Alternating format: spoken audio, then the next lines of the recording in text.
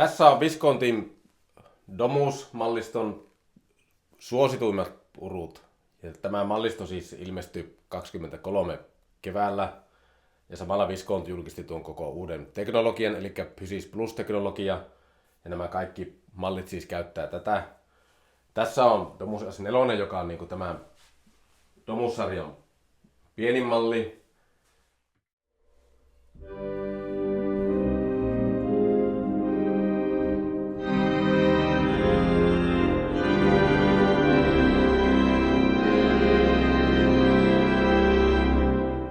Siitäkin lähtee mukavasti potkua kotioloihin. Ollut tosi suosittu tämä malli opiskelijoille ja muuten harrastajille. Sitten mennään tänne, niin löytyy Domus S5. Teknisesti tämä on sama kuin tuo S4, mutta tässä on vakiona muun muassa nuo kombinaatioaskeltajat jaloille. Ja sitten tähän on lisävarustina laitettu jalkion valo ja sitten puiset koskettimet ja puiset rekisterikytkimet. Ne on saatavilla kaikkiin malleihin. Mutta kaiuttimien määrä ja tekniset ominaisuudet on muuten samat kuin tuossa S4, mutta äänikertoja on sitten tässä enemmän ja nimenomaan kieliäänikertoja. Niin tästä lähtee sitten vähän enemmän vielä potkua.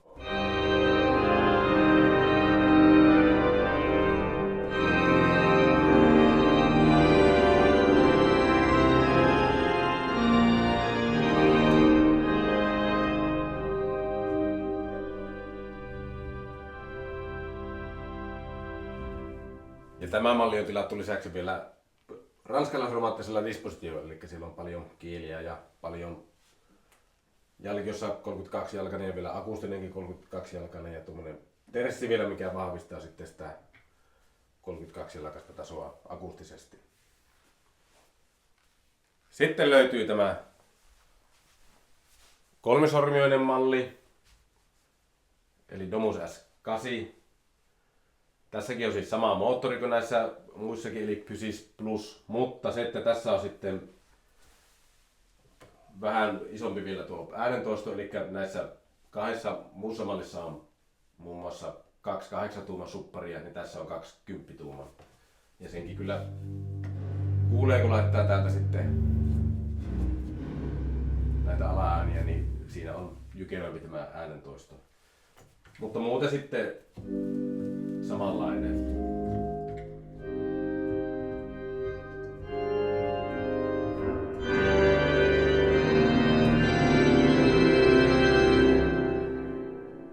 Ja tämä Domus-mallisto on ensisijaisesti tarkoitettu kotikäyttöön tai sitten pieniin julkisiin tiloihin, kappeleihin tai vastaaviin.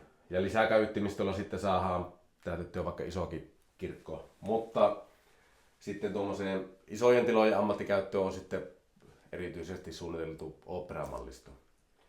Ja näistä löytyy myös sitten, niin kuin tästä S5 löytyy se korkeampi malli P33, joka on lähimpänä tätä S5, mutta teknisiltä ominaisuuksiltaan myös ihan sitten sama. Tai sitten kolmisormioisena löytyy P45, joka on sitten ominaisuuksiltaan aika lailla sama kuin tämä. Ja sitten näihin on sisäänrakennettu muutama eri urkutyyppi jo tehtaalla. Sen lisäksi sinne voi itse rakentaa haluamansa laisen urun. Ja se vaihtaminen onnistuu näin nopeasti, että painetaan tuosta pipeset ja sitten toista nappia, niin nyt se tuli parokkiurku sitten.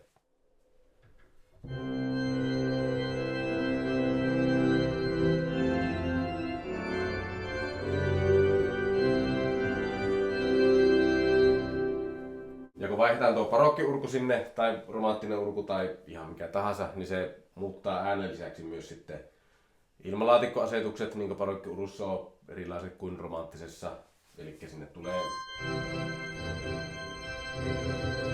elämistä enemmän. Sitten se muuttaa kaikki piritysjärjestelmät ja kaikki, mitkä on laitettu siihen parokkiurkujen asetuksiin, niin se muuttaa nulla. Ja sitten kun halutaan soittaa tätä romanttista, niin 2 napin painalluksella päästään sinne. Ja kaikki säännöt, mitä näihin tehdään, niin on mahdollista tehdä tällä Viscontin omalla näytöllä. Se on visuaalisista syistä ihan tämmöinen pikkuinen näyttö tuossa. Niin näytetäänpä vaikka kun muutetaan esimerkiksi Principal 8. Sitten muutetaan, että miten se syttyy. Nyt syttyy tosi hitaasti. Sitten laitetaan vähän tämmöstä ilmavirrasuhinaa sinne.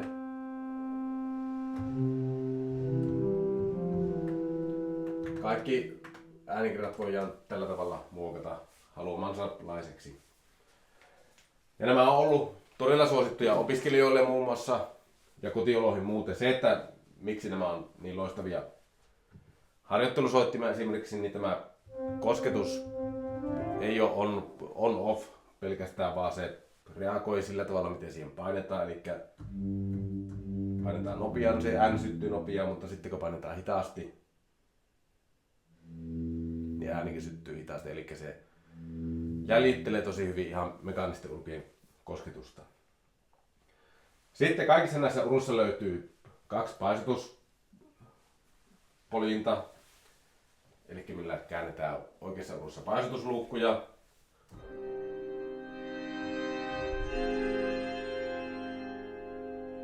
Ja se tummentaa sitä ääntä sen lisäksi, että vaimentaa, eli se on tosi aidon oloinen. Ja sitäkin voi säätää, että paljonko se tummentaa ja paljonko vaimentaa. Sitten tämä toinen saadaan halutessaan yleispaisuttimeksi, joka on kotioloissa ihan kätevä.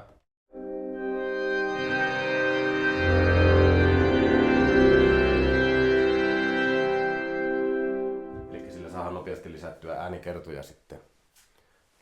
Sitten samalla tavalla kun voidaan valita erilaiset äänikerrat, niin voidaan valita myös, että minkälaiset koneistoäänet siltä halutessaan kuuluu.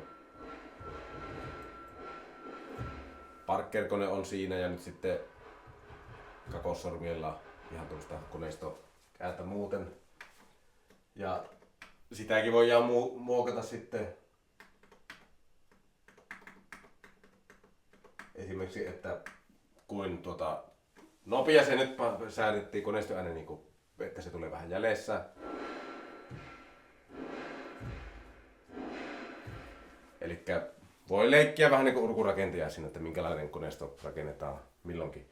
Sitten kaikissa näissä uruissa on paljon näitä orkesteriääniä, niitä voi valita sieltä samalla kuin äänikerrankin, että mikä esimerkiksi jos kappelikäytössä on hautajaisia voi soittaa, niin panhuilulla saa hyvin väritettyä.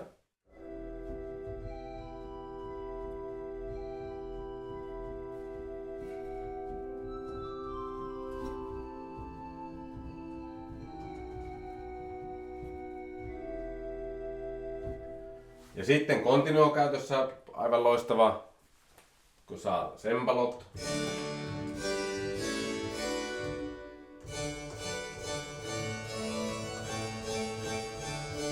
Ja sitten löytyy piano.